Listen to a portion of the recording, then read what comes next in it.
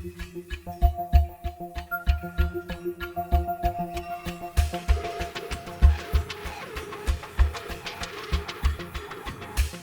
$10 million bounty, suicide bombings, Al-Qaeda links, and now tea with the President of the United States?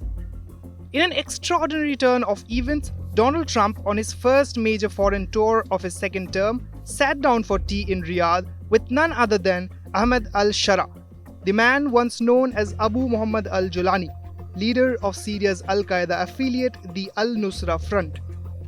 Just 6 months ago, Sharaa led a stunning military blitz that toppled the Assad regime, expelled Iranian militias, and installed himself as Syria's new president.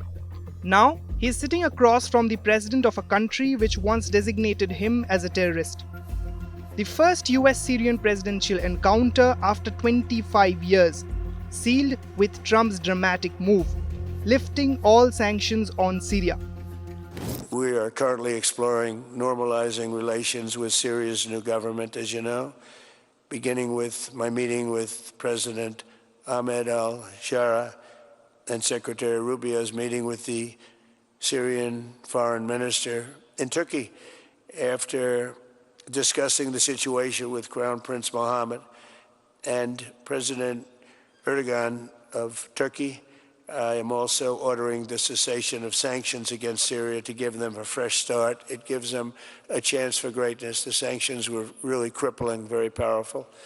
And I spoke to Mohammed, and I spoke to our friend from Turkey, who we just spoke to also by phone now, but felt very strongly that this would give them a chance. It's not going to be easy anyway, so it gives them a good, strong chance. The Syrian Foreign Ministry called the meeting historic, and it was. وقد استجاب الرئيس ترامب مشكورا لهذا الحب، فكان قرار رفع العقوبات قرارا تاريخيا شجاعا أزال به معاناة الشعب وساعد على نهضته وأرسى أسس الاستقرار في المنطقة. Since 1979, Syria was labeled a state sponsor of terrorism. But the toughest blow came in 2019, the Caesar Act, a sweeping sanction package that crippled the economy.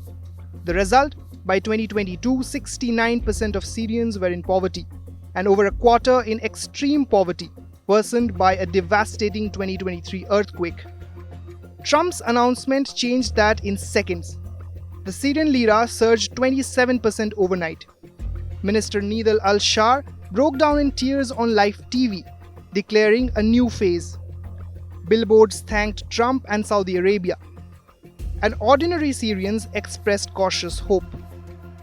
وشيء كتير كنا نحن ناطرينه من سنين وسنين. يعني الجبل وإن شاء الله على صدرنا، لأنه هيك ممكن تاخذ العالم أريحيتها بالعيشة. الوضع المعيشي أنا بتوقع لكتير منيح، لأحسن، لبعدين. هي ما راح تكون لمسة نبي، بس بدها شوية وقت. صار الوقت أقصر شوي، بتوقع صار أقصر شوي. ومبروك لنا كلنا. Trump credited the lifting of sanctions to Saudi Crown Prince Mohammed bin Salman, saying, "Oh, what I do for the Crown Prince." The crowd responded with a 40-second standing ovation. For decades, Iran called the shots in Syria. Now, Saudi Arabia is seizing its moment, pledging to lead Syria's economic recovery. سوريا فيها كثير من الفرص وكثير من القدرات والمقدرات التي تؤهل سوريا لأن يعني تشهد نهضة اقتصادية كبرى بمجرد رفع هذه العقوبات. وهذا كان يعني أحد أهم نقاط الحديث أو أهم النقاط اللي نطرحها، أن سوريا قادرة أن تقوم بنفسها، فيها موارد، والأهم من ذلك فيها شعب قادر، شعب يعني مثقف، شعب متعلم، شعب راغب أن ينتقل بسوريا إلى مرحلة جديدة. In return, Trump demanded Syria's normalization of ties with Israel, expulsion of Palestinian and foreign terrorists, crackdown on ISIS, and cooperation with US security efforts. But not everyone is celebrating. Some Syrians, especially minorities, fear Sharaa's past and his Islamist supporters. In March, regime-aligned fighters carried out field executions targeting Alawites, the sect which former President Bashar al-Assad belonged to. The UN confirmed mass killings of entire families. And then there's Israel.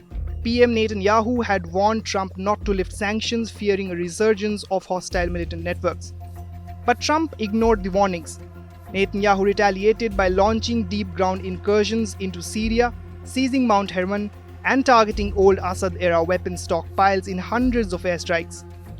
Trump, on the other hand, called al-Sharaa a great attractive guy, a fighter with a strong past. He's got a real shot at pulling it together. This is not just another handshake, it's a regional reset. Saudi Arabia is back in Syria, Iran is sidelined, Israel is on edge, and America just embraced a former jihadist turned president. Can al-Sharaa reinvent himself as a legitimate statesman? Or is this just the latest chapter in a war-torn nation's unfinished story? With Farhan Khan, Bureau Report, India Today Global.